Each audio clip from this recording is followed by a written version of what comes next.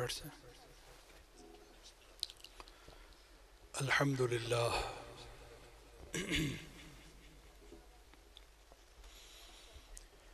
अल्हम्दुलिल्लाहिल्लज़ी नज़्ज़लल फ़ुरक़ान अला मुहम्मदिन लियकून लिलआलमीन नज़ीरा।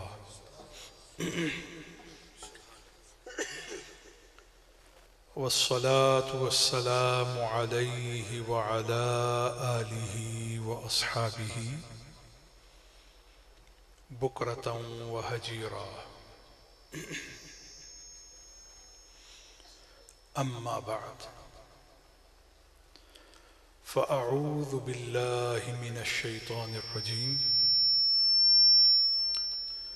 बिस्मिल्लाहिर रहमानिर रहीम।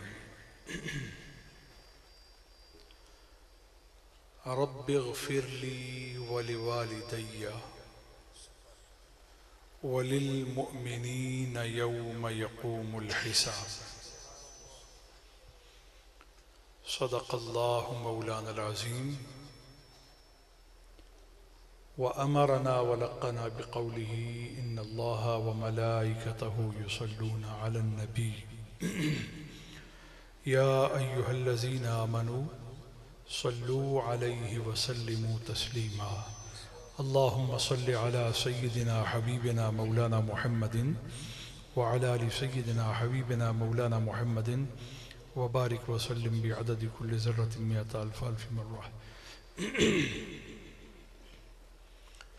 अल्लाह ताला का लाख लाख शुक्र है कि उसने हम सबको उस मोहब्बत की तौफीक अता की जो मोहब्बत उसके यहाँ पसंदीदा है,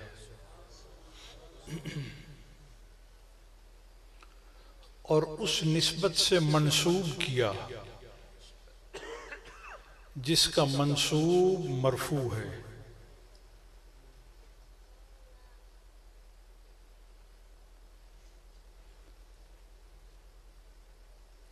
वो ताल्लुक़ अता किया जिसे इख्तियार करने वाला जिल्लत नहीं इज्जत पाता है।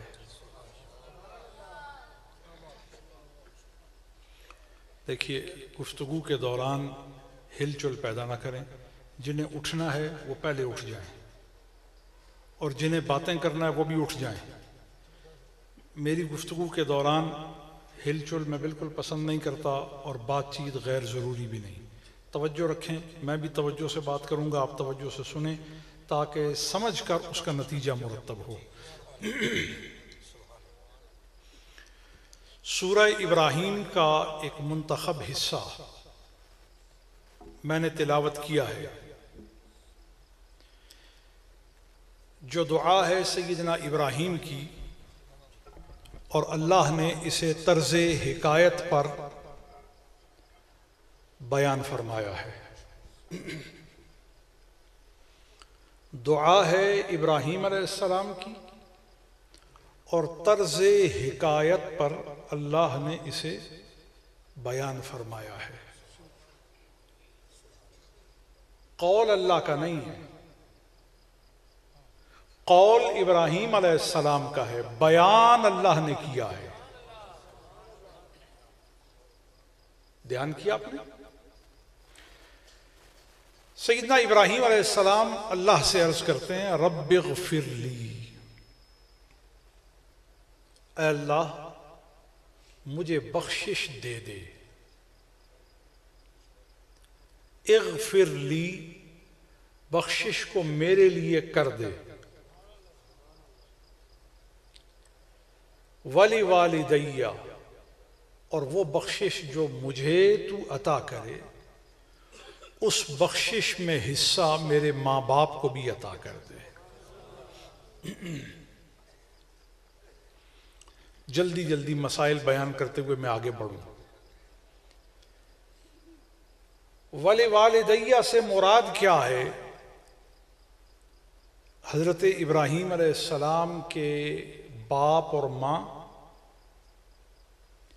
या इमाम बग़वी ने और इमाम कुर्तबी ने और इमाम फ़खरुद्दीन राज़ी ने और इमाम नसफ़ी ने और इमाम इस्माइल हक्की बरसवी ने और इमाम तंतावी ने जौहर तफासिर के अंदर और मुल्ला अली कारी ने अनवारुल कुरान के अंदर और तफसीर सिनाई में काजी सनाउल्लाह पानीपती ने अपने मुर्शिद से मंसूब करके तफसीर मजहरी के अंदर है वो तफसीर सनाई, लेकिन उन्होंने अपने मुर्शिद की तरफ मंसूब करके उसका नाम तफसीर मजहरी रखा है, क्योंकि वो हज़रत मिर्ज़ा मजहर जाना रहमतुल्लाह ताला अलैह के मुरीद थे, तो इसलिए उसको मजहरी का नाम दिया है। उसमें भी और बाकी तफासिर में भी अगर आप देखें तो यही नुक्ता पाएंगे कि वली वालिदैया से मुराद अव्वलीन हज़रत इब्राहीम अलैहिस्सलाम के अपने माँ बाप हैं, और जिन मुफस्सिरीन के यहाँ इससे मुराद हज़रत इब्राहीम अलैहिस्सलाम के अपने माँ बाप नहीं बल्कि आदम अलैहिस्सलाम तक तमाम उनके अजदाद और आबा के ज़ुमरे में आने वाले तमाम लोग जो अज़ क़िस्म अंबिया व मुरसलीन से ताल्लुक़ रखते हैं, उन सब के लिए दुआ की तो वले वालिदैया से ये बात साबित हो गई कि आपके बुज़ुर्ग जो आपसे पहले रुखसत हो चुके हैं, आप उनके लिए दुआ मांग सकते हैं। आप उनके लिए दुआ बोलिए ना, आप उनके लिए दुआ।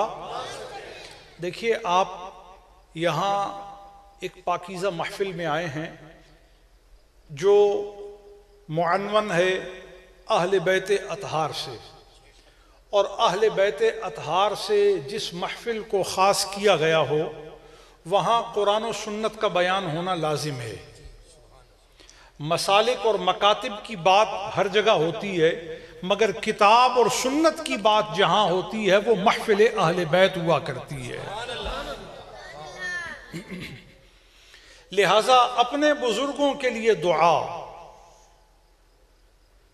आयत के इस हिस्से से पता चला कि सुन्नत इब्राहीम है। सुन्नत बोलिए ना, सुन्नत। लेकिन बुजुर्ग भी ऐसे होने चाहिए ना जिनके लिए दुआ की जा सके। वले वालिदैया की रियायत बताती है कि इब्राहीम अलैहिस्सलाम तक जितनों का सिलसिला जुड़ा है सब मूजिबे दुआ भी हैं और बाइसे दुआ भी हैं और मौरदे दुआ भी हैं। उनको दुआ पहुंचती भी है और उनसे दुआ मिलती भी है।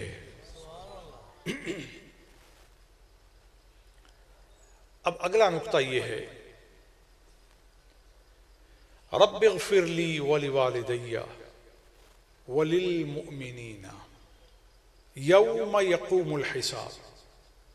इस हद तक तो नुक्ता यह था कि जो आपके बुजुर्ग गुजर चुके हैं आप उनके लिए दुआ कर सकते हैं। वलिल मुअमिनीना यौम यक़ूमुल हिसाब से ये बात पता चली कि जो आज तक आ नहीं पाए, अपने वजूदे पैकरी में इस कायनात के अंदर खिलअते वजूद नहीं पा सके, अभी तकदीर उनके लिए उनको आने में मारिज़े इंतज़ार के अंदर रखे हुए है, तो कोई बात नहीं। जो नहीं अभी तक पैदा हुए उनके लिए भी क़ब्ल अज़ वक्त दुआ की जा सकती है। लेकिन दुआ किन के लिए होगी? उनके लिए होगी जो मोमिन होंगे। किन के लिए? बोलिए ना। और मोमिन कौन होता है? पैदा हो चुका तो भी उसके लिए दुआ, पैदा होने वाला है तो भी उसके लिए दुआ।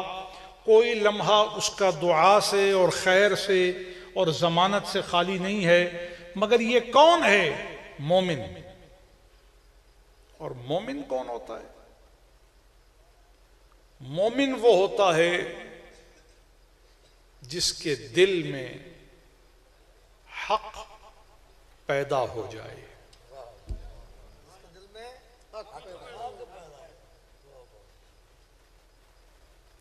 जिसकी आंखें उसके जलवे के लिए मुश्ताक रहें और जिसकी जिंदगी का एक एक लम्हा हक की सरबुलंदी के लिए कट मरकर कुर्बान होने को तैयार रहने का आज़्म जिसमें समीम कर दे, उसे मोमिन कहा जाता है।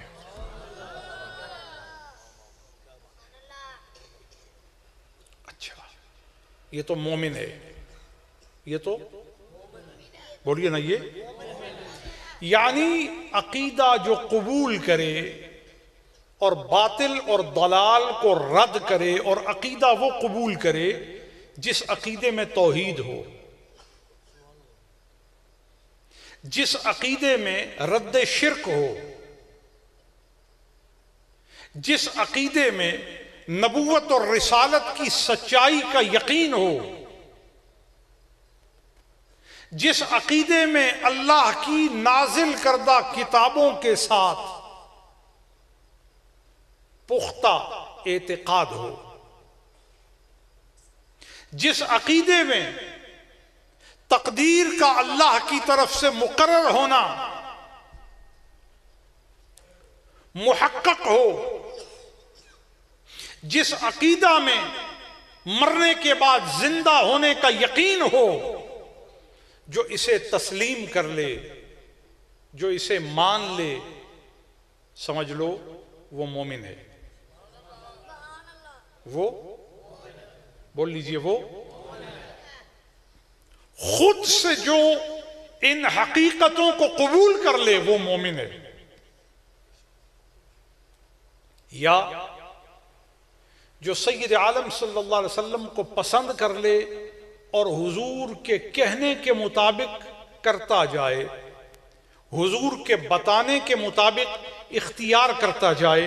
तवज्जो रखिए जरा, हुजूर के बताने के मुताबिक इख्तियार करता जाए, हुजूर की हिदायत के मुताबिक अपनी जिंदगी के रसूम और रिवाज और अपनी जिंदगी की तरजीहात का तयन करता चला जाए, अपनी जिंदगी का रास्ता अदाए मुस्तफा से जोड़ता चला जाए, वो मोमिन है। अब जो हुजूर को चुन ले,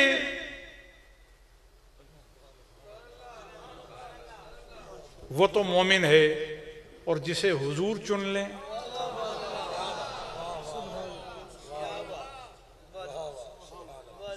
जिसे हुजूर चुन लें, जिसे हुजूर पसंद कर लें, जो मुरादे रसूल है, उसकी मंजिलत तो समझ आ गई। जो सैयद आलम सल्लल्लाहु अलैहि वसल्लम का महबूब है, उसकी मंजिलत तो समझ आ गई। तो यही बात तो आपको समझाना है कि हकीकत में इज्जत और कामयाबी और निजात का दारो मदार ज़ाते रिसालत माब से जुड़ा हुआ है। आज आले बैत रसूल की महफिल में आप जो आए हैं, क्यों आए हैं? एक सैयदजादे के बुलाने पर आप आए हैं, क्यों आए हैं? उसकी एक ही वजह है, उसकी वजह यह है कि आपके दिल में मकाम रसूल है, आपके दिल में इहतराम रसूल है, और आपने एक सैयदजादे की दावत पर लब्बैक कहा, तो आपने सैयदजादे की इज्जत नहीं की, आपने रसूलुल्लाह की इज्जत की है।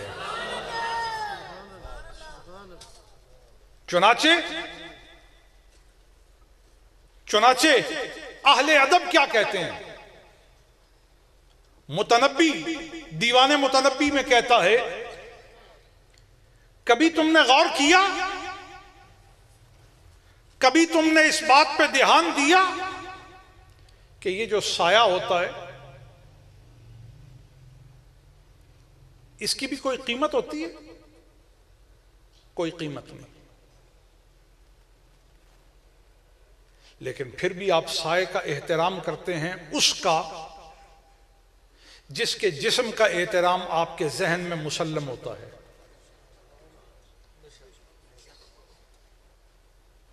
तो पता क्या चला? पता यह चला असल कीमत जिस्म की है। असल कीमत बोलो ना, असल कीमत। और कहा जिस्म की भी कीमत तब है कि जब जिस्म में वो अफ़आल हों जो अल्लाह को पसंद आ रहे हैं, वरना जिस्म शराबी का भी है, जिस्म जानी का भी है, जिस्म बदअकीदा का भी है, जिस्म जहन्नमी का भी है, और जिस्म सिहाबी का भी है, जिस्म वली का भी है, जिस्म शहीद का भी है, जिस्म एक मोमिन का भी है, जिस्म हर जिस्म रखने वाले का भी है। लेकिन जिस्म जिस्म की कीमत है। वो जिस्म जिसमें मोहब्बत मुस्तफा की पैदा हो जाए वो खुदा को भी पसंद है, मखलूक को भी पसंद है। तो जब खुदा को पसंद करने वाले और खुदा के हुक्मों पर कारबंद होने वाले जिस्म की कीमत यह है, उसकी मंजिलत यह है कि परवरदिगार आलम उसके जिस्म को यह मकाम अता फरमाता है कि मोमिनों का, तकवा वालों का जिस्म जिस मकाम पर उतारा जाएगा उसे फिरदौस कहा जाता है। उसे बोलिए ना, उसे, और खुले बोले ना, उसे। और फिरदौस का ताजदार हसन और हुसैन को बनाया जाता है।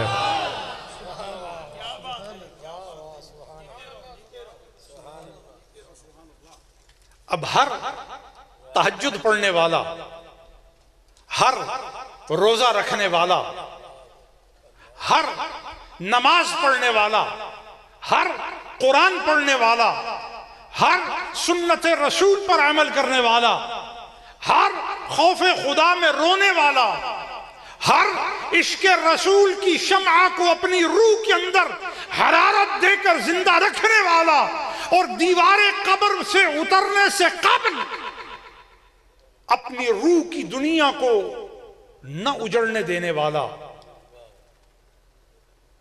ये याद रखे, उसे जन्नत मिलेगी।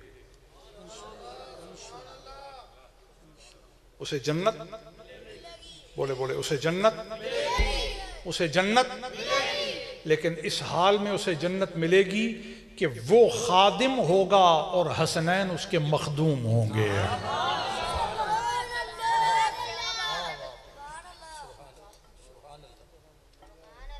तो गोया एक बात समझ लें, जन्नत सबको मिलेगी। जन्नत सबको, बोलो ना, जन्नत सबको। इस सब से मुराद क्या है? हुजूर के उम्मती। और उम्मतियों से भी क्या मुराद है? उम्मतियों से मुराद अदब वाले, मोहब्बत वाले, जान गुजार, दिल फगा, जाहिर व बातिन से हुजूर के हो जाने वाले, ये सब से मुराद है। इन सब को जन्नत, बोलो, इन सब को जन्नत। लेकिन जन्नत के मिलने का यह माना नहीं कि ये जन्नत के मालिक हैं। मिलेगी इनको, मालिक कोई और है। मालिक भाई, जन्नत सबको मिलेगी, लेकिन जन्नत का मालिक मर्दों के जुमरे में हसन और हुसैन को किया है और औरतों के जुमरे में ज़हरा बतूल को किया गया है। जारी रहे।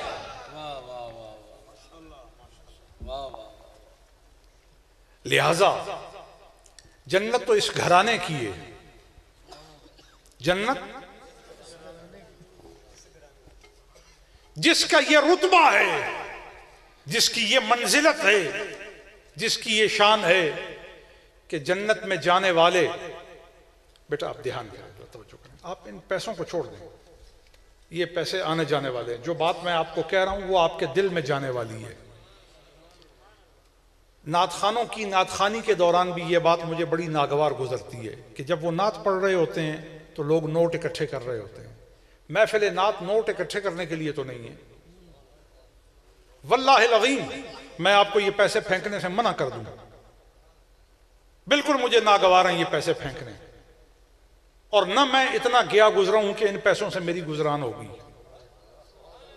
बिल्कुल नहीं। मैं सैयद हूं, कोई भिखारी नहीं हूं।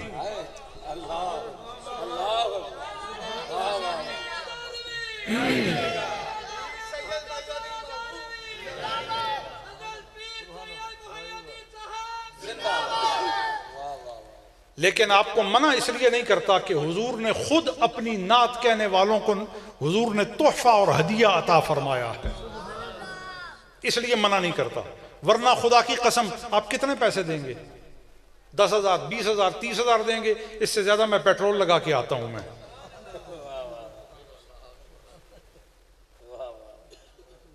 इसलिए ये मत घबराएं कि आपका पीर मिस्कीन आदमी है या आपके नजरानों पर गुजारा करता हूं, बिल्कुल नहीं। बड़ा गयूर सैयद हूं, अल्लाह ने मुझे ऊपर वाला हाथ दिया है।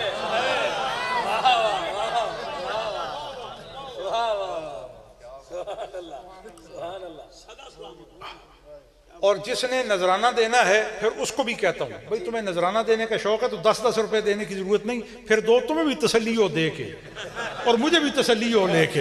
हाँ, ये क्या तरीका है कि 10-10 नोट आप फिर रखें? नहीं। हाँ, और देने का भी तरीका होगा। लेकिन आपसे कोई मांगने का या आपसे कोई मुतालबे का सवाल नहीं है। तो ये 10-10 नोटों से खुश करने वाली बात नहीं है। ये मैं आपकी खुशी के लिए मैं आपको मना नहीं करता कि आप दें, वरना इसकी मुझे कोई जरूरत नहीं है। तो अब तवज्जो से जरा बात सुनो कि ये जो अहले बैते अतहार हैं, इनका रुतबा इतना बुलंद है कि ये टुकड़े हैं। अली टुकड़े हैं, हसन टुकड़े हैं, हुसैन टुकड़े हैं, फातिमा टुकड़ी हैं, ज़ैनुल आबिदीन टुकड़े हैं, मोहम्मद बाकिर टुकड़े हैं, जाफर सादिक टुकड़े हैं, मूसा काजिम टुकड़े हैं, अली रिजा टुकड़े हैं, अली जवाद टुकड़े हैं, मोहम्मद तकी टुकड़े हैं, अली नकी टुकड़े हैं, हसन अस्करी टुकड़े हैं, मोहम्मद अल महदी टुकड़े हैं। जब टुकड़ों में इतनी फबन है तो असल की शान का आलम क्या होगा? नारे रिसालत, नारे हैदरी, हैदरी, शान अहले बैत, सरकार पीर सैयद मुहय्यिद्दीन महबूब, हवेलिया शरीफ, फैजान मुहद्दिस अज़हरवी, फैजान मुहद्दिस अज़हरवी। आले बैते अतहार का मकाम इतना बुलंद है, इतना मकाम इनका बुलंद है, इतना रुतबा इनका आली है। कादरियों के पीर हैं हसन बसरी, चिश्तियों के पीर हैं हसन बसरी, सौरवर्दियों के पीर हैं हसन बसरी। इनको विलायत मिली कहां से? अली से।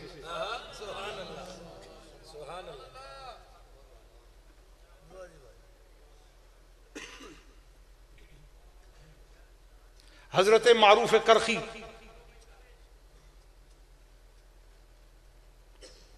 हजरत हसन बसरी, हजरत हबीब ताई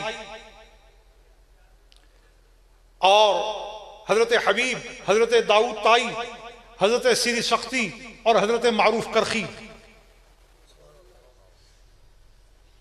ये पीरों के पीर हैं। पीरों के, बोलो ना, पीरों के। जुनैद बगदादी विलायत मिली एक सैयद से, हबीब आजमी विलायत मिली हसन बसरी से। यानी मौला अली ने हसन बसरी को ऐसी विलायत दी, फरमाया सिर्फ तुझे वली नहीं बना रहा, तुझे वली गर बना रहा हूं, जिसको चाहे वली बना दे।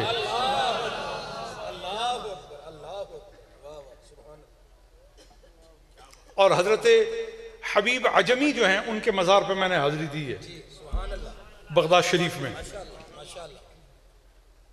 आप साथ थे? आप भी। हजरत हबीब अजमी की बारगाह में बगदाद शरीफ हम हाजिरी दे के आए हैं और बड़ा आपका रुतबा है। और हजरत मारूफ करखी, उनकी बारगाह में भी बगदाद शरीफ में हमने हाजिरी दी है। ये मारूफ करखी कौन है? कभी पढ़िए ना। ये पीरों के पीर हैं, तमाम पीर इनके मुरीद हैं, कादरियों के, चिश्ती, सौरवर्दी हों कि किसी और खानवादे के, ये सब इनके मुरीद हैं। और इनके मुरीद हुए बगैर और इनकी गुलामी के बगैर कोई पीर पीर नहीं हो सकता, कोई तरीक़त तरीक़त नहीं हो सकती, किसी की रूहानियत कायम नहीं हो सकती, किसी के कल्ब में नूर फरूजा हो नहीं सकता जब तक हजरत मारूफ करखी तक ना आ जाए। मारूफ करखी कौन है?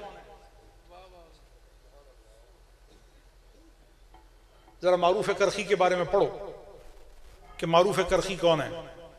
हजरत मारूफ करखी के बारे में सैयद शरीफ जुरजानी ने अल मवाकिफ शर अल मवाकिफ के अंदर लिखा है कि हजरत मारूफ करखी हजरत अली मूसा रिजा, इमाम मूसा काजिम के बेटे हजरत इमाम रिजा जो मशहद में हैं, खुरासान के अंदर मशहद एक शहर है, उस शहर के अंदर हजरत इमाम अली मूसा रिजा का हरम अनवर है ईरान के अंदर, और उनके दरबार में मश्क लेकर पानी भरने वाले आदमी का नाम मारूफ करखी है।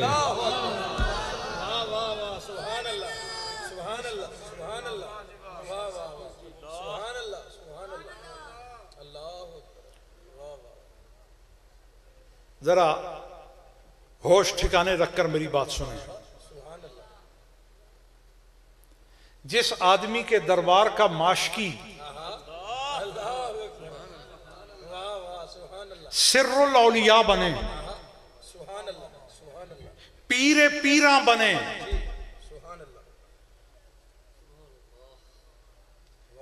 रासुल विलायत बने, बिनाए मारिफत बने, गौर करें, माशकी का ये हाल है तो साहिब दरबार का क्या हाल होगा। नहीं, कोई बात अगर समझ नहीं आई मत सुभान अल्लाह कहो। खादिम का ये हाल है, खिदमत गुजार का ये हाल है। ओ भाई, मैं कादरी हूं, मैं अपने पीर की अगर तारीफ करूंगा तो फिर मेरी वफादारी मुहक्कक होगी ना। मैं चिश्ती हूं ना, चिश्ती होकर मैं अपने पीर की तारीफ कर रहा हूं ना, क्योंकि चिश्तियों का पीर भी मारूफ करखी है, कादरियों का पीर भी मारूफ करखी है, सोरवर्दियों का पीर भी मारूफ करखी है। मैं अपने पीर की तारीफ कर रहा हूं और मेरा पीर मारूफ करखी पीर कहां से बना, अल्लाह वाला कहां से बना?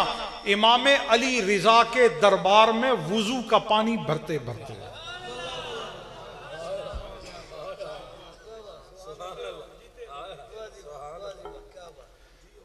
तो जो इमाम अली रिजा की मट्टियां भरे, जो इमाम अली रिजा के घड़े भरे, जो इमाम अली रिजा की टंकियां भरे, वो वलियों का ताजदार बन जाए। अब मैं पूछता हूं, इमाम रिजा का क्या मकाम होगा? इमाम रिजा का क्या मकाम है? इमाम इब्ने हजर हैतमी मक्की की सुआए के मोर का उठाकर देखो। इमाम इब्ने हजर हैतमी मक्की सुआए के मोरका में लिखते हैं कि इमाम अली रिजा के नेशापुर में आने की खबर आई, ऐसी खबर कि जैसी चमन में बहार की रुत आई।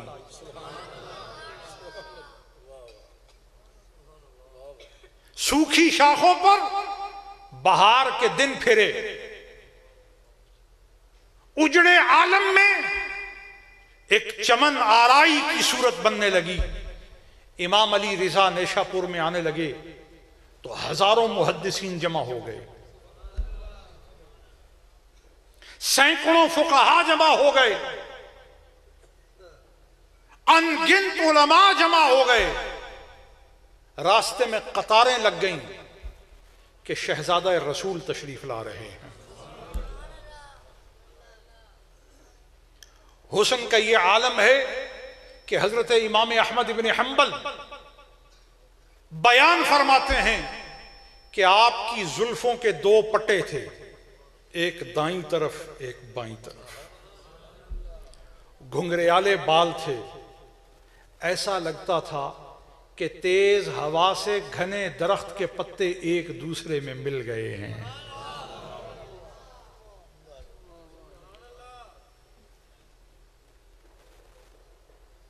सामने चिलमन गिराया हुआ था कि हुस्न ऐसा था कि किसी आंख में ताब न थी कि कोई उसे देख सकती।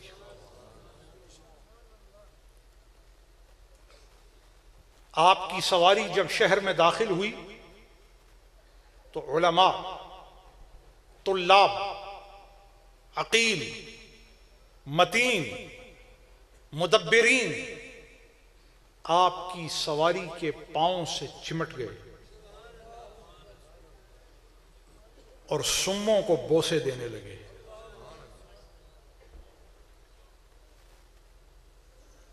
ये मतन का तर्जुमा कर रहा हूं, कोई इजाफी बात तकरीर के लिए नहीं कह रहा। सुम्मों को बोसे देने लगे और जिनका सुम्मों तक रसाई का मौका न था, जहां से सवारी गुजरती मट्टी उठा लेते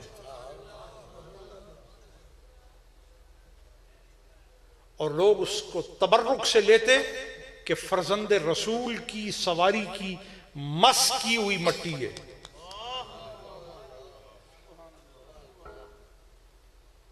मट्टी से कौन प्यार करता है? जमीन को कौन चूमता है? पत्थरों से कौन उल्फत करता है? किफा नब के मिन जिक्रा हबीबिम व मंजिली। काफिला वालों, हजारों मकान गुजार के हम आए हैं, किसी मकान के लिए हमने ये मुतालबा नहीं किया कि एक लम्हे को रुको। वो आसार नजर आ रहे हैं जहां से महबूब की खुशबू आ रही है।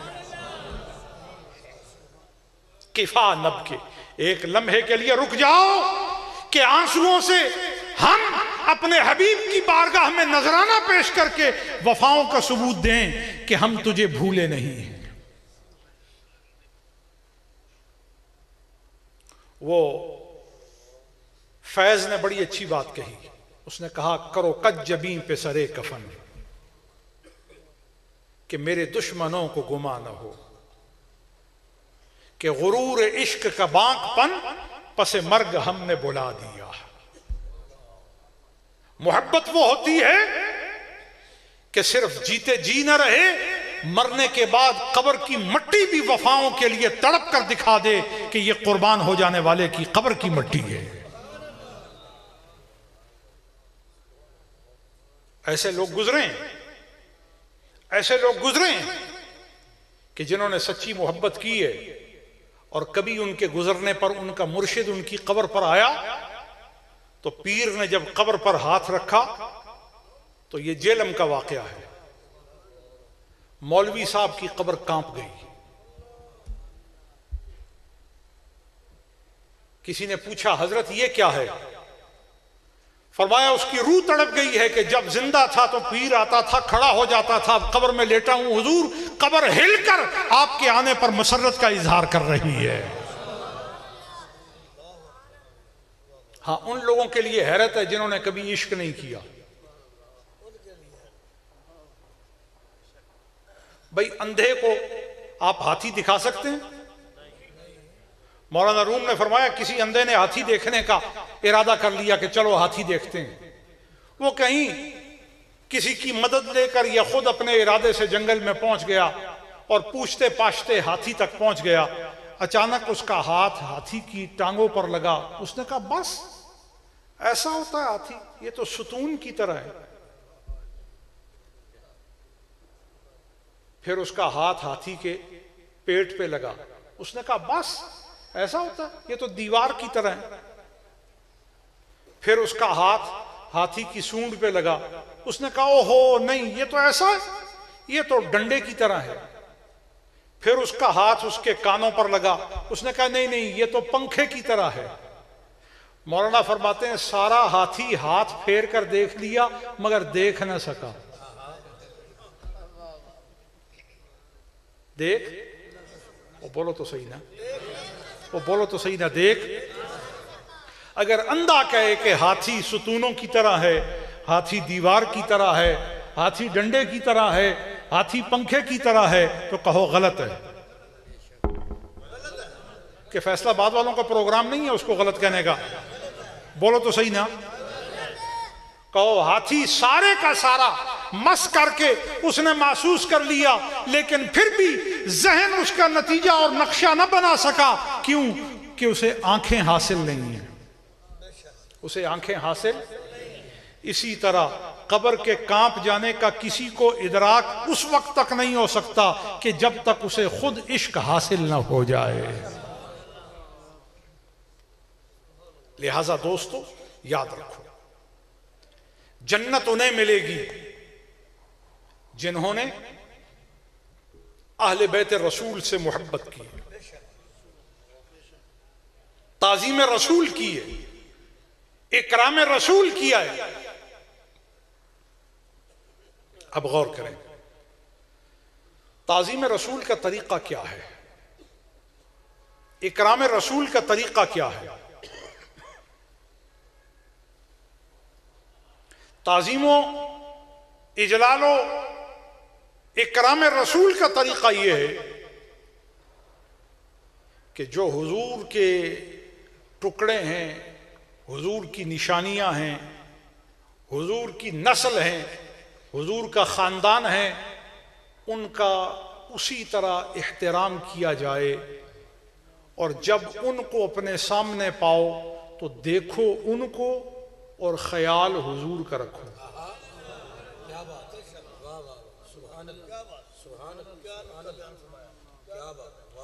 किसी भी सैयद को देखो, किसी भी सैयद को देखो, मैंने क्या कहा, चाहे वो किसी भी फिरके का हो। हमने कोई फिरके का अदब तो नहीं करना, हमने हुजूर का अदब करना है। भाई फिरका तो तुमने बनाया है, हुजूर ने तो फिरका नहीं बनाया। ये सैयद तो हुजूर के खून का बना हुआ है। अगर वो अपने अकीदे में बहक गया है, लेकिन वो बहकना कुफर की हद तक नहीं गया, दर्जाए फिस्क में है, दर्जाए फुजूर में है, तो तुम खुद कितने पाक हो?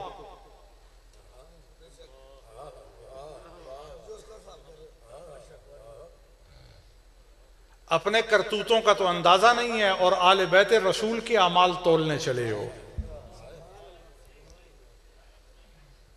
आरिफान हक फरमाते हैं, आले बैत रसूल अगर किसी गुनाह में पड़े हैं तो उनकी मिसाल ऐसे है जैसे सोने की अंगूठी गोबर में गिर गई। सोने की अंगूठी 10 साल पड़ी रही, 20 साल पड़ी रही, 50 साल पड़ी रही, गोबर हो गई। जब किसी के हाथ लगी उसने धोया,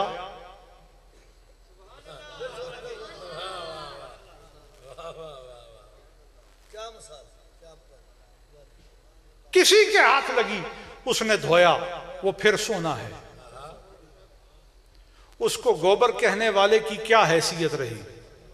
वो तो फिर सोना निकला है। वो तो फिर, और बोलो बोलो, वो फिर जो नबी अपनी उम्मत को नहीं छोड़ता वो अपनी औलाद को कैसे छोड़ेगा?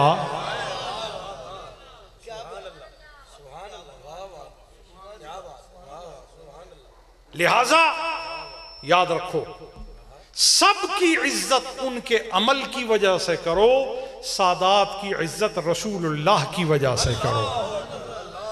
नारे तकबीर, नारे रिसालत, नारे हैदरी, नारे गौसिया, हक हुसैन, हक हुसैन, हक हुसैन, फिदाने हजूर मुहद्दिस हजारवी। एक रिवायत आती है जिसको हजरत अब्दुल्ला बिन मुबारक ने नकल किया है, जो उन्हीं के हवाले से ताल्लुक रखती है। हजरत अब्दुल्ला बिन मुबारक रिज़्क़ हलाल के लिए तदबीर करते हैं, मेहनत करते हैं, काम करते हैं और रिज़्क़ हलाल कमा करके एक मखसूस रकम जमा करते हैं और हज का इरादा करते हैं। सारा शहर बगदाद आपको रुखसत करने के लिए आता है और आप लोगों से रुखसत हो के जब बगदाद से काफ़ी बाहर निकल के उस मकाम पर आ जाते हैं जहां अहले बगदाद शहर भर का कूड़ा लाकर फेंकते हैं। अचानक हजरत अब्दुल्ला बिन मुबारक की नज़र उस कूड़े के ढेर पर पड़ती है और वो देखते हैं कि निहायत पाकीज़ा लिबास, हयादार एक खातून ढेर पर झुकती है और बड़ी तेजी से ढेर से कुछ उठाकर अपने बुरके के नीचे ले लेती है और फिर वापसी की राह लेती है। हजरत अब्दुल्ला बिन मुबारक को बहुत कलक गुजरता है ये देखकर। आप अपने घोड़े को मोड़ते हैं और उस खातून के रास्ते में जाकर उसका रास्ता रोक कर खड़े हो जाते हैं और फरमाते हैं, ए खातून, तेरे लिबास की हैत बताती है कि तू अहले बैत रसूल की खातून है। अगर मेरा गुमान ठीक है तो तस्दीक कर। कहा, हां, मैं सादात से हूं, अशराफ से हूं, हुजूर की औलाद में से हूं।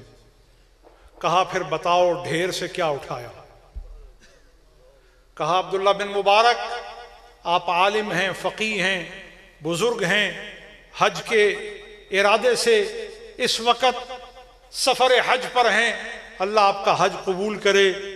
आप पर्दादारों के पर्दे ना उठाएं, जाएं। कहा, ऐसा नहीं हो सकता, मैं हुजूर की बारगाह में जा रहा हूं। किस तरह हुजूर की बारगाह में जाऊं? मेरा दिल और मेरी रूह मुझे इजाजत नहीं देती। बताओ ये क्या उठाया है? कहा, अब्दुल्ला बिन मुबारक, आपको अल्लाह का, उसके रसूल का वास्ता है, पर्दे ना उठाएं, ये मेरे और रब के दरमियान है। कहा, मेरा भी आपसे वादा है, मैं इसका किसी से जिक्र नहीं करता, बताइए क्या है? फरमाया, मैं कुरान और सुन्नत की आलिमा हूं, कई दिन से मेरे घर में फाका है और मेरे बच्चे भूख से बिलबिला रहे हैं। करीब है कि रिश्ते जान खत्म हो जाए और मौत की वादी में वो उतर जाएं। मैंने इसके बावजूद किसी से सवाल करना गैरत नसबी के मुनाफी जाना। अपने इल्म से मैंने कियास किया कि अब मेरे लिए क्या है, तो आप फरमाती हैं, मैंने अपने इल्म से फैसला किया कि इस हालत में मुर्दार खाना मेरे लिए मुबाह है।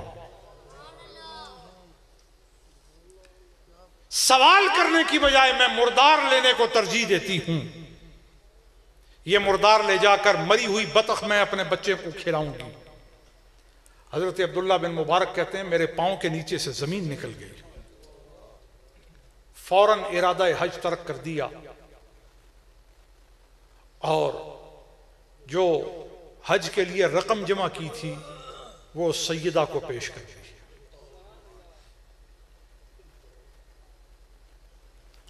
आपने इनकार किया कि मैं इसे कबूल करने के लिए तैयार नहीं, ये तो हज के लिए आपने जमा की है।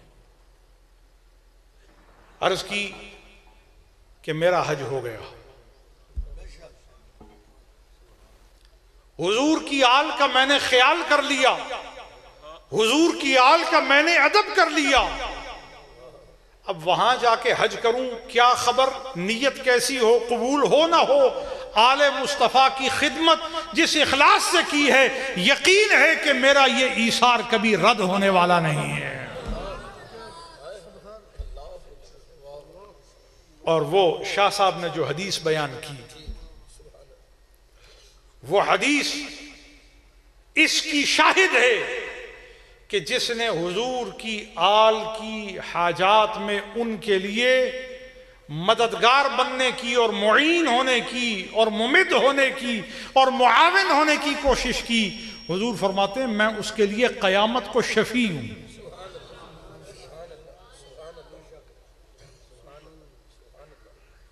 चुनाचे सैयदा को आले बैत अतहार का वास्ता देकर पाबंद किया कि आप ये कबूल करेंगे। उन्होंने कबूल कर ली, वो नजराने की शक्ल कबूल कर ली। उसके बाद आपने वो घोड़ा बेचकर उसकी कीमत भी उनकी खिदमत में पेश कर दी। अब मुहद्दिसीन मुअर्रिखीन इस रिवायत को नकल करते हैं कि जब हुज्जाज अराफात से मुज़दलिफा को रुजू करते हैं, मुतवज्जे होते हैं, तो उस वक्त वो सबसे बड़ा दिन है और हज का रुकने आजम है, जिसका कोई बदल भी नहीं, कोई कफारा भी नहीं, कोई इव्ज भी नहीं, जिसका अरफा का यौम रह गया उसका हज जाता रहा। कितना बड़ा दिन है कि साल में वो दिन दोबारा नहीं आएगा, और जिससे ये दिन रह गया, इस दिन को पाने की कोई और तदबीर और उसके लिए कोई और हीला शरीयत में नहीं है। अल्लाह अकबर। इतना बड़ा दिन, उस दिन वकूफ अरफा करने के बाद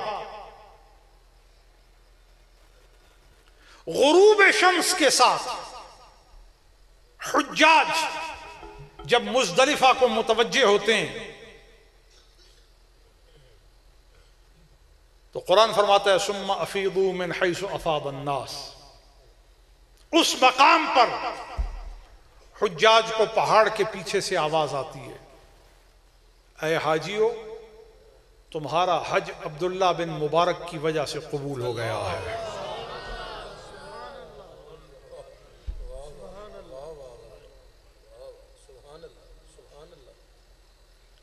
एक सौत मुसर्रह, एक सौत आला,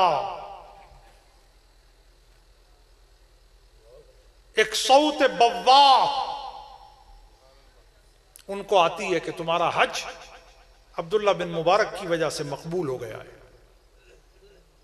अब इराक के हुज्जाज तो जानते हैं कि अब्दुल्ला बिन मुबारक तो नहीं आए, वो तो इराक में ही है, तो उनके सबब हमारे हज की कबूलियत की क्या बिना है, इसको जानने के लिए उन्होंने और उनकी कदर व मंजिलत से आगाह होने पर उन्होंने सब ने हुज्जाज ने फैसला किया कि अब हज को मुकम्मल करके अपनी अपनी मनाजिल की तरफ लौटने की बजाय हम बगदाद जाकर पहले अब्दुल्ला बिन मुबारक से मुलाकात करेंगे कि वो कौन मकबूल बारगाह है जिसकी वजह से हमारा हज कबूल हुआ। चुनाचे जब हजरत अब्दुल्ला बिन मुबारक से मुलाकात हुई, पूछा कि हुजूर आपके किस अमल की वजह से हम पर और आप पर यह मेहरबानी हुई। आपने फरमाया मेरी जिंदगी का और कोई अमल नहीं, एक रसूलुल्लाह की बच्ची की खिदमत जो की है उसके सबब अल्लाह ने आपको भी ये इनाम अता कर दिया और मुझ पर भी ये मेहरबानी फरमा दी है। लिहाजा आज फैसलाबाद का ये जलसा फैसला कुन जलसा है।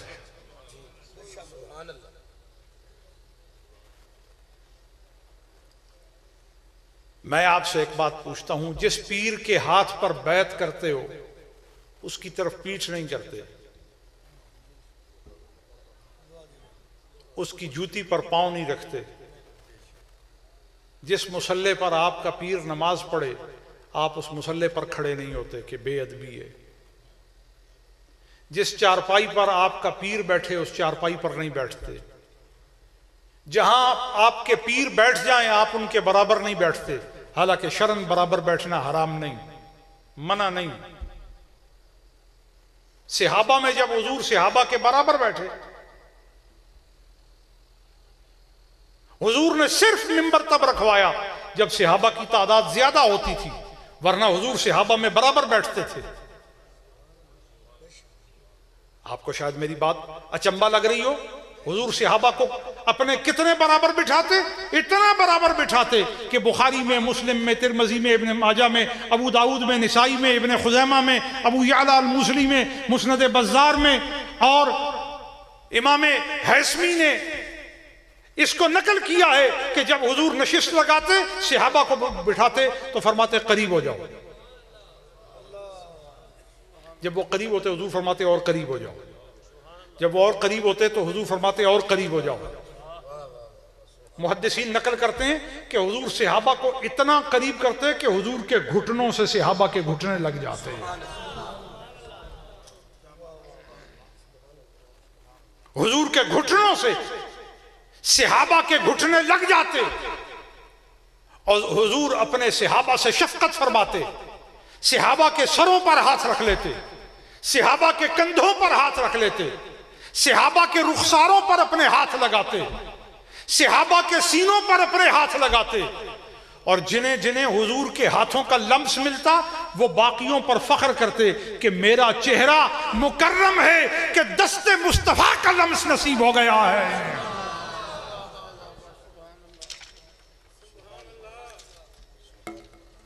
सहाबा उस जगह को चूमते जहां हुजूर के कदम लगते।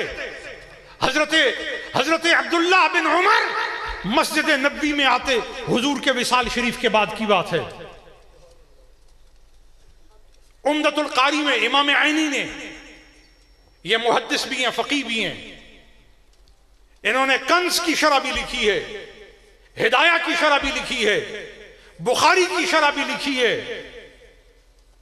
मिस्र में जामे अजहर के बिल्कुल मदखल का मरकजी दरवाजा जो है उसके सामने आपकी कब्र है। सैकड़ों दफा मैंने हाजिरी दी है।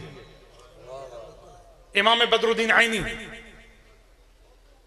और किस दर्जे का आदमी है ये भी और इनका भांजा मिलके बुखारी की शरह लिखते थे, रोजाना शरह लिखते। इनका भांजा हाफिज था, ये हाफिज नहीं थे। जब किसी आयत का हवाला देना होता अपने भांजे से पूछते, बेटा बताओ ये आयत किधर है, बेटा बताओ ये आयत किधर है, जरा बताना ये आयत किधर है, अजी रुकना जरा ये बताना ये आयत किधर है, एक लम्हे के लिए तवक्कुफ करना ये आयत किधर है। वो चिढ़ गए, उन्होंने कहा हुजूर मुझे शरह लिखने देंगे या आयतें पूछते रहेंगे। आपने फरमाया चिढ़ गए हो, चलो 3 दिन की तातील करते हैं, 3 दिन की छुट्टी करते हैं। इमाम बदरुद्दीन ऐनी की बात सुना रहा हूं।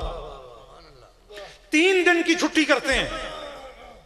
इमाम ऐनी ने कंस की शरह लिखी, इमाम ऐनी ने हिदाया की शरह लिखी, और हिदाया किसने लिखी? इमाम मरगीनानी ने लिखी। और इमाम मरगीनानी ने हिदाया कितने अरसे में लिखी? 10 साल में। कितने? और 10 साल में रोजा रखा। हाँ जी। और शुरू में कितनी लिखी? 40 जिल्दें। और एक रिवायत में आता 80 जिल्दें लिखी। उनकी तलखीस करके 40 जिल्दें लिखी। 40 जिल्दों की तलखीस करके 2 जिल्दें लिखी। 10 साल के अरसे में हिदाया लिखी। और 10 साल में कोई दिन अय्याम ममनुआ के अलावा कोई दिन ऐसा नहीं गुजरा जिस दिन इमाम मरगीनानी ने रोजा न रखा हो।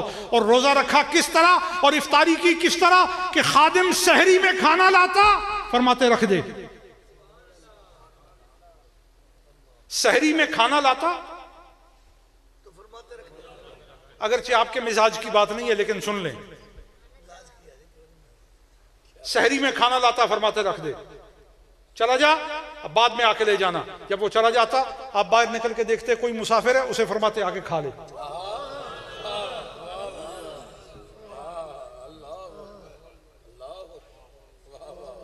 और रोजा रख लेते, क्या कह के कि मालिक वो रिज्क जो मेरे लिए आया था तेरे बंदे को खिलाकर तेरे शुक्र के साथ रोजा रख लिया है, तेरी शुक्रगुजारी को मैंने अपनी सहरी बना लिया है। जो ऐसी सहरियां करते हैं फिर उनके कलम से हिदाया निकला करती है। शुक्र की सहरी से हिदाया, फिर सारा दिन हिदाया लिखते, फिका के अब्वाब लिखते, फिका के मुतून मुरत्तब करते, फिका के एक एक गुत्थी को सुलझाते चले जाते। इमाम आजम की सारी फिका जो हजरत इमाम जाफर सादिक से फैज में मिली थी। फिका हनफी का मकाम क्यों बुलंद है कि यह रसूलुल्लाह के घर से आई है।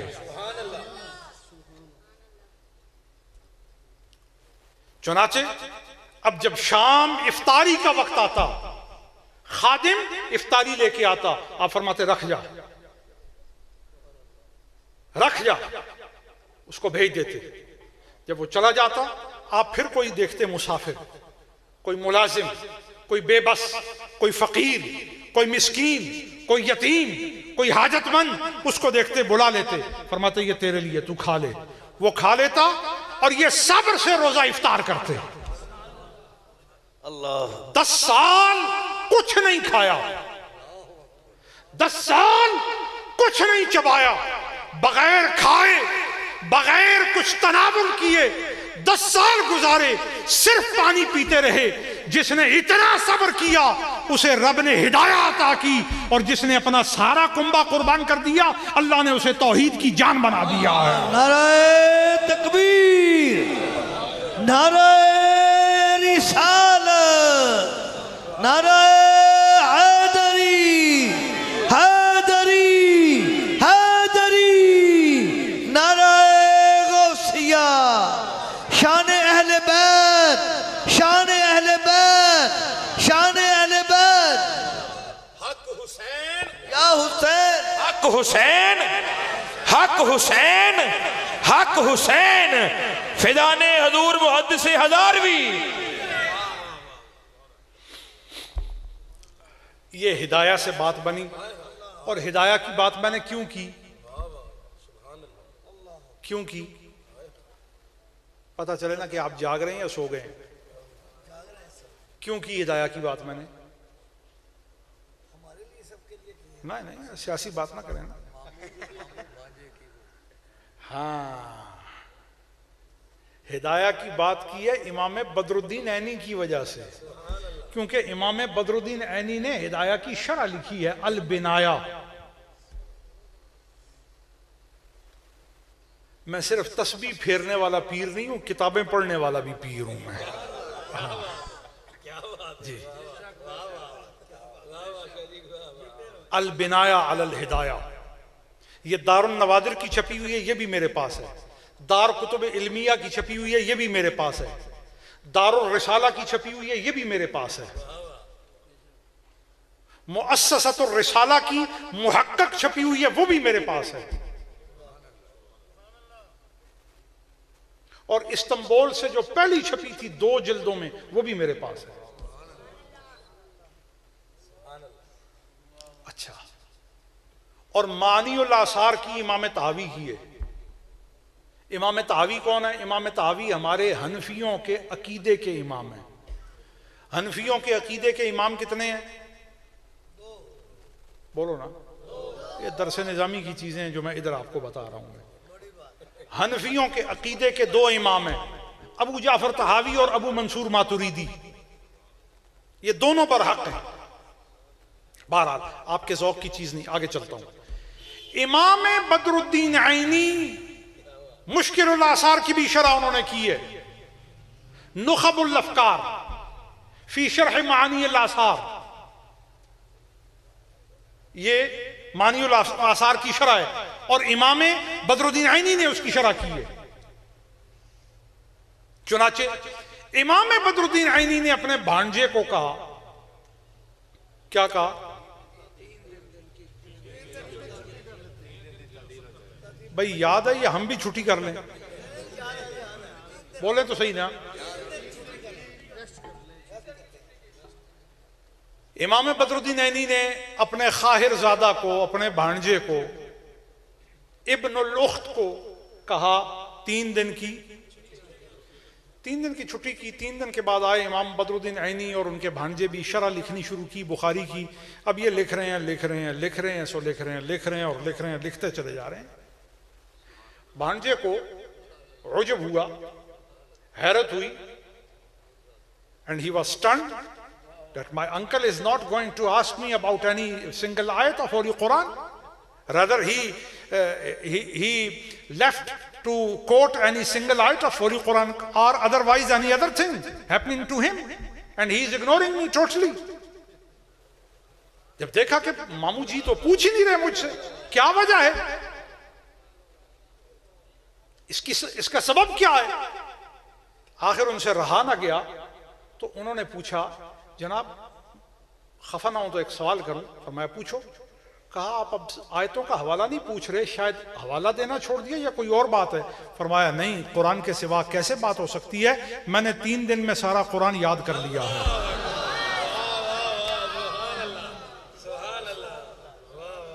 3 दिन में सारा कुरान याद कर लिया। सुभान अल्लाह।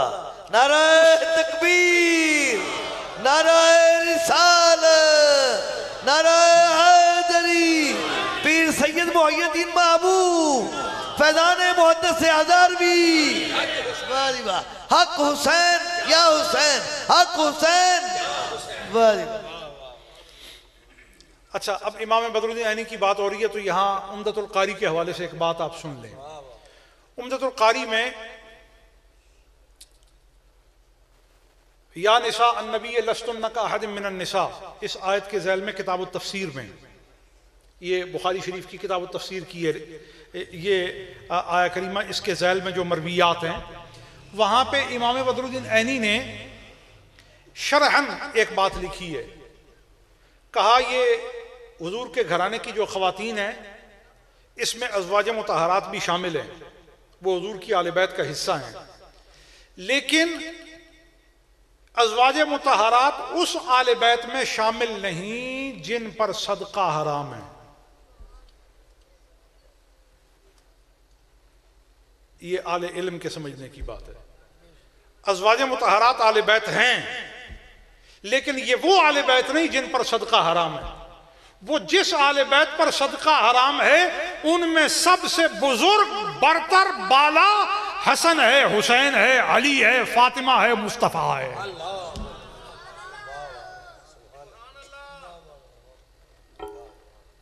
और ये आय करीमा जो सूरह नूर की है, अज़न क्या वो आयत है, अज़न अल्लाहु अन तुरफा, कोई हाफिज आयत है? सारे महफूज हैं। अच्छा चलें, अज़न अल्लाह है, आप हाफिज हैं, पढ़ें यार, अज़न अल्लाहु अन तुरफा। हाँ बिल्कुल, ये सूरह नूर है ना? हाँ, सूरह नूर की आयत है, आयत नंबर 32। नंबरों के हाफिज नहीं है, आयतों के हाफिज हैं। अच्छा जी, गालिबन आयत नंबर 32 है, सूरह नूर की आयत नंबर 32 है। जब यह आय करीमा नाजिल हुई तो इस आय करीमा के नाजिल होने पर नबी करीम सल्लल्लाहु अलैहि वसल्लम से सहाबा किराम ने पूछा, या रसूलल्लाह वो कौन से घर हैं जिनके बारे में अल्लाह फरमाता है कि वो कुछ घर हैं जिनके बारे में अल्लाह ये चाहता है कि उन घरों में उसके नाम को बुलंद किया जाए। फी बुयूतिन अज़न अल्लाहु अन तुरफा, यूं आयत, फी बुयूतिन अज़न अल्लाहु अन तुरफा। ये फी बुयूतिन कौन से हैं, वो कौन से घर हैं, अज़न अल्लाहु अन तुरफा, जिनके लिए अल्लाह पसंद करता है कि उन घरों में अल्लाह का नाम बुलंद हो।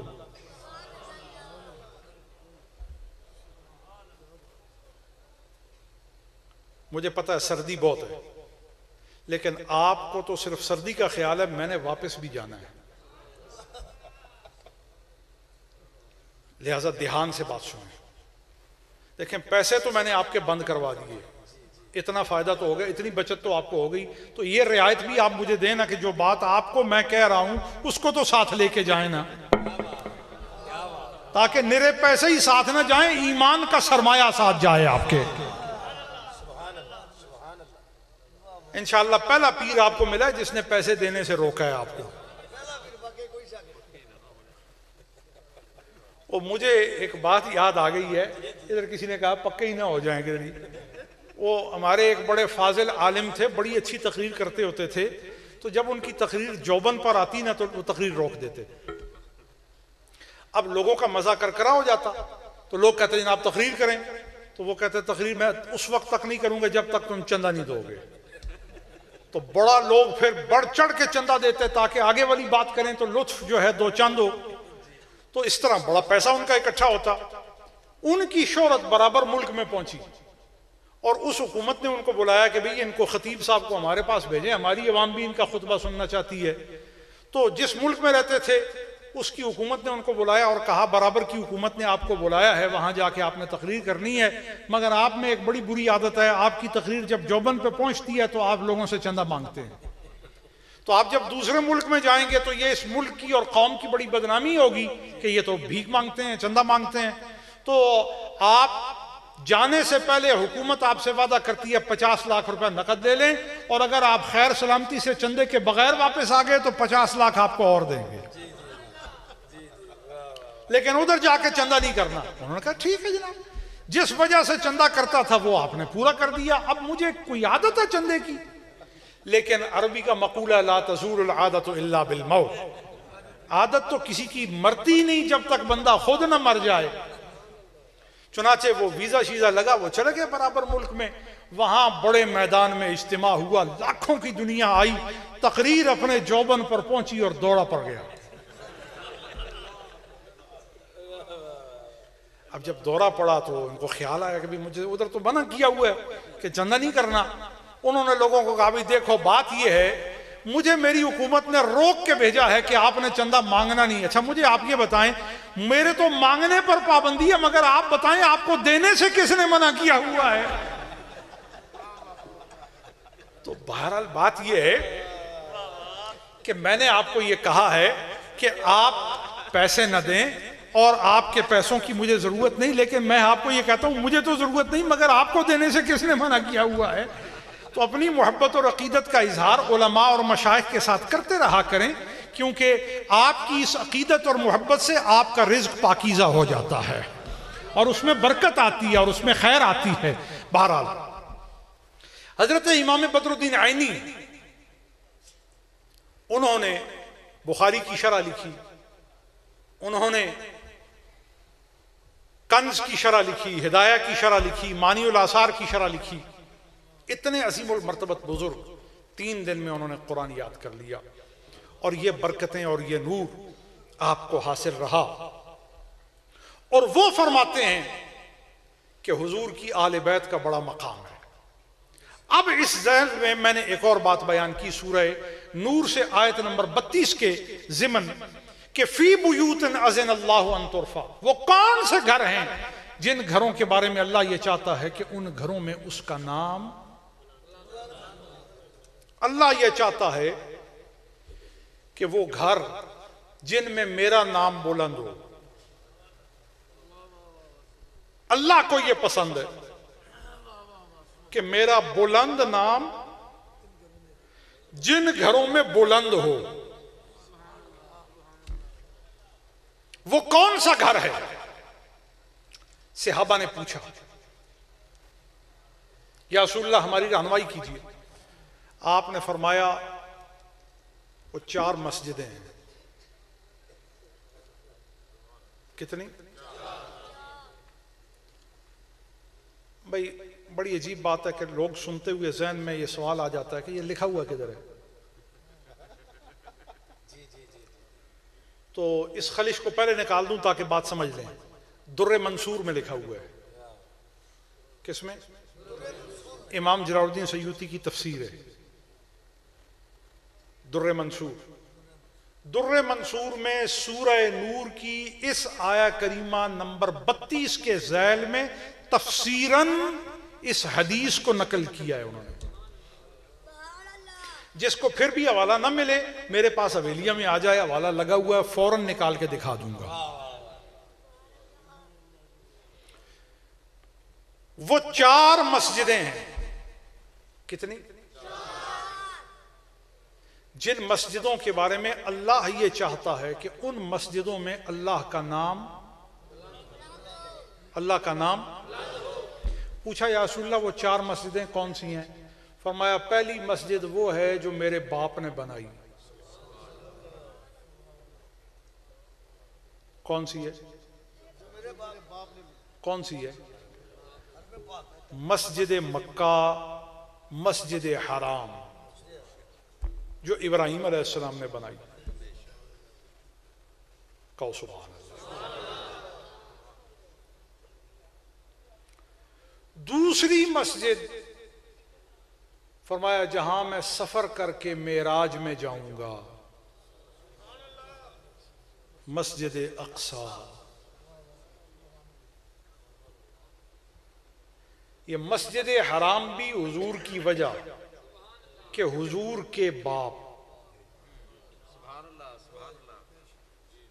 दूसरी मस्जिद भी हुजूर की वजह।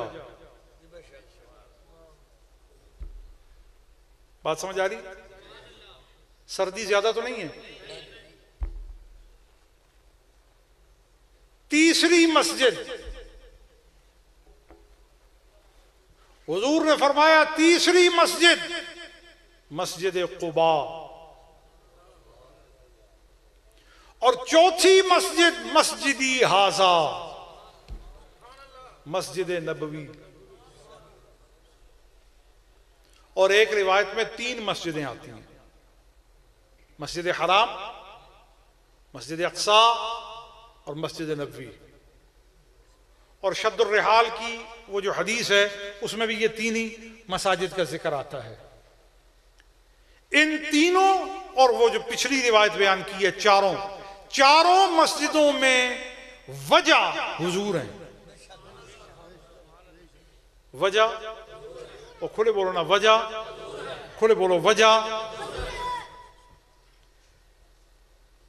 अब आप कहेंगे कि इसका मौजू से क्या ताल्लुक है? मौजू से ताल्लुक यह कि जब हुजूर अलैहिस्सलाम ने ये चारों या तीनों मस्जिदें बता दी, साथ ही फरमाया इसके अलावा नबियों के घर, बुयूतुल अंबिया,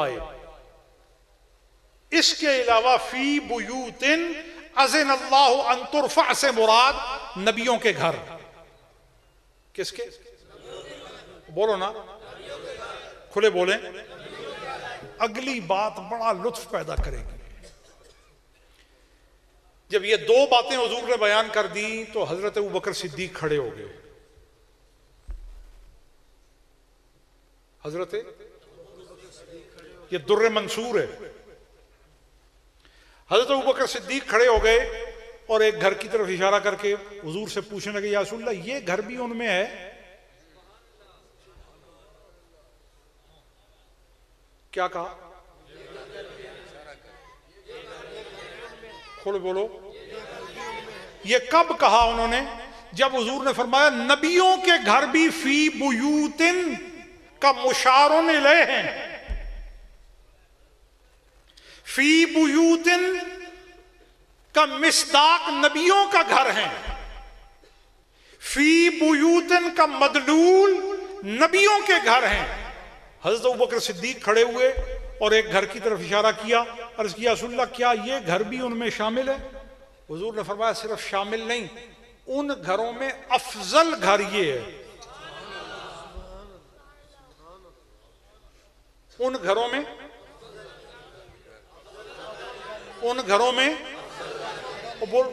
में जानते हैं वो कौन सा घर था जिसके बारे में हजरत अबू बकर सिद्दीक ने पूछा? वो हजरत फातिमा और हजरत अली का घर था।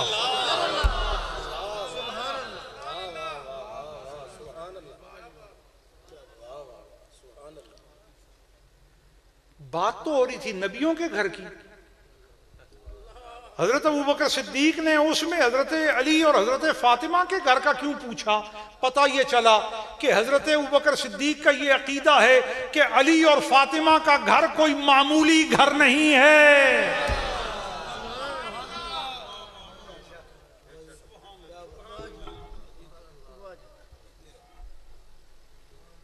लिहाजा अहले बैत अतहार, उनसे मोहब्बत, उनसे ताल्लुक वो सरमाया है जो दुनिया में भी काम आता है और आखिरत में भी काम आता है। लिहाजा दोस्तों, आज की महफिल बहुत ख़ास महफिल है। इस महफिल की गर्ज़ व गायत यह है कि अपनी निस्बत अहले बैत अतहार से मजबूत करें, आले रसूल से मजबूत करें। अच्छा,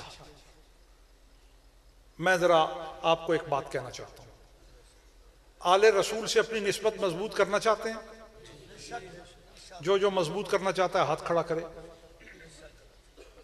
बस, जज़ाकल्लाह। अब एक वादा करना होगा आपको। आपके यहां कोई लड़का पैदा हो, आपके यहां कोई लड़की पैदा हो, उसका नाम आले बैत के नामों में ढूंढ कर रखें।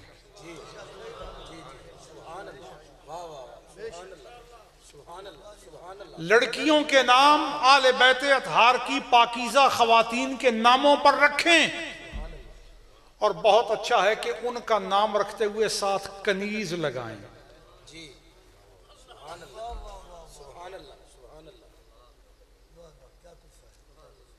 क्या लगाएं? मुतलक फातिमा ना रखें। ये किसकी बिसात में है कि वो फातिमा हो? वो तो एक ही है, कोई दूसरी नहीं हो सकती। तो फिर अपनी बच्चियों का नाम रखें कनीज फातिमा, खादिमा ए फातिमा, मुहिब्बा ए फातिमा, मूनिसा ए फातिमा। इसी तरह बाकी खवातीन मुखद्दरात मुतहरात आले बैत अतहार की जब किसी के यहां बच्ची पैदा हो तो अपनी बच्ची का नाम आले बैत की बीबियों के नामों में रखें।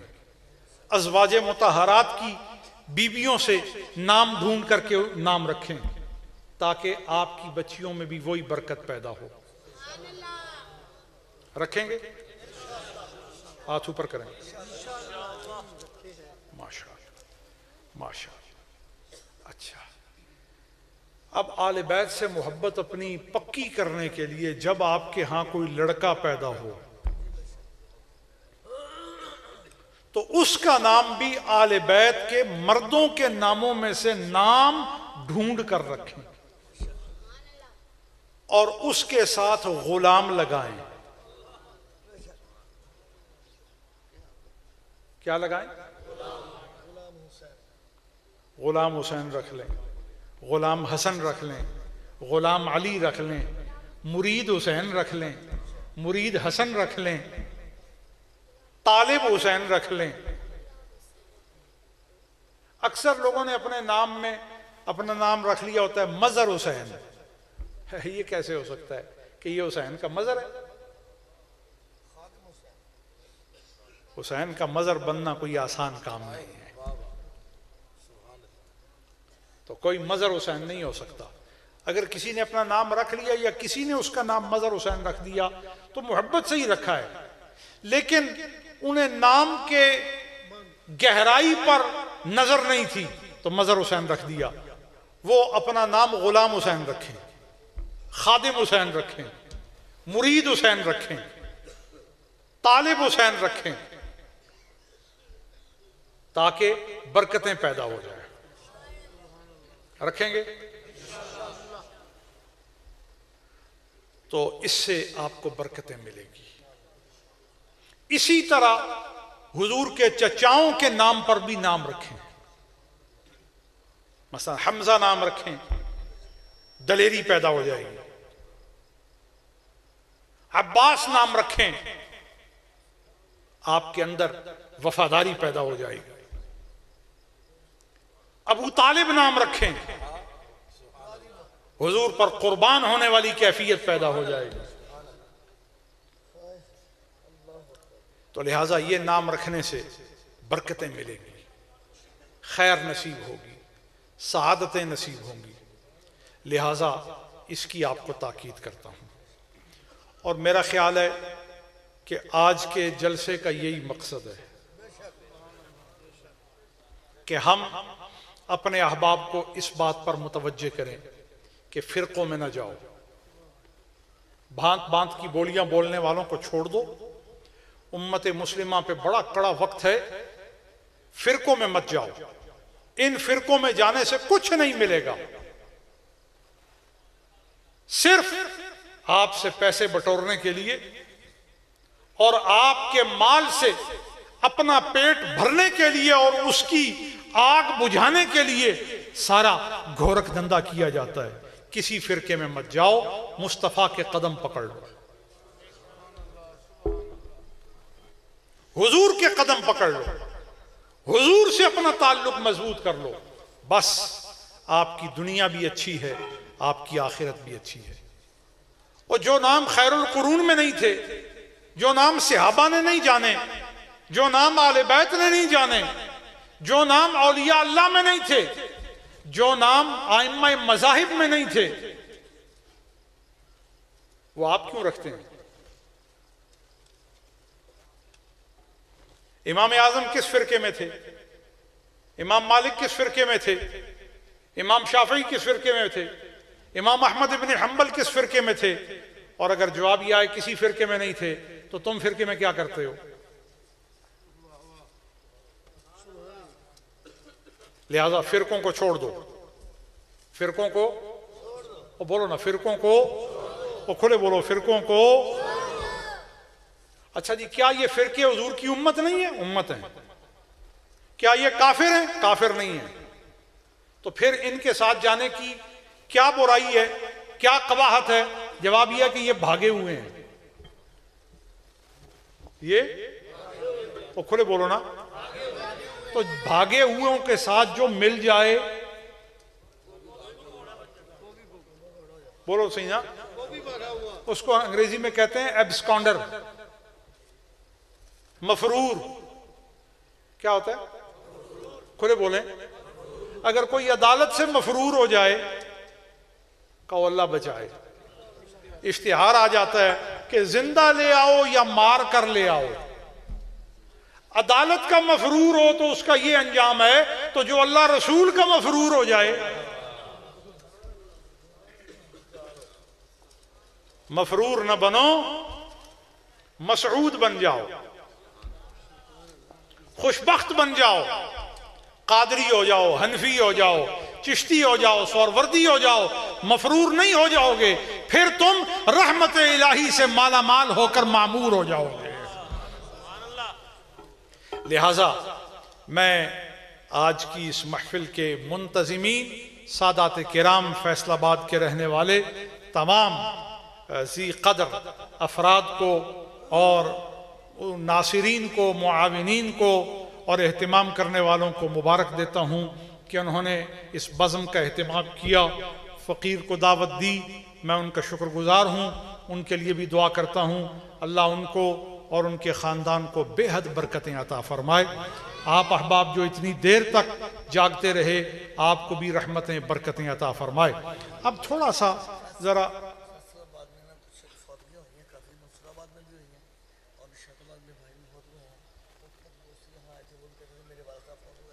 ज़रूर ज़रूर ज़रूर फौत शुदगान के लिए भी इंशाअल्लाह दुआ होगी जी, इनके लिए भी। और लेकिन फौत शुदगान से पहले जो मौजूदीन हैं उनके लिए भी कुछ सामान हो जाए, और जो ज़िंदा हैं उनके लिए भी कुछ सामान हो जाए। तो आप अहबाब को अभी एक फ़कीरी तरीक़ा है, सालेहीन का तरीक़ा है, आरिफीन का तरीक़ा है, ताइबीन का तरीक़ा है और अहले खैर का तरीक़ा है, ज़रा वो आपको सिखाता हूँ। सीखना चाहते हैं?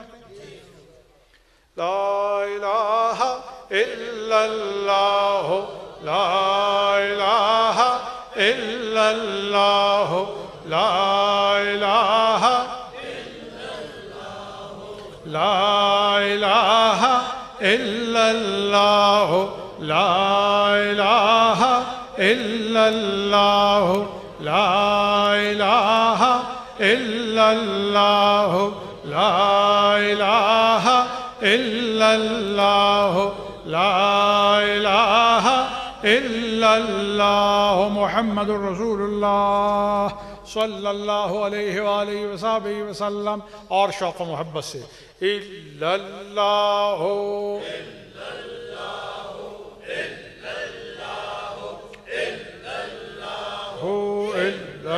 इल्लल्लाह इल्लल्लाह इल्लल्लाह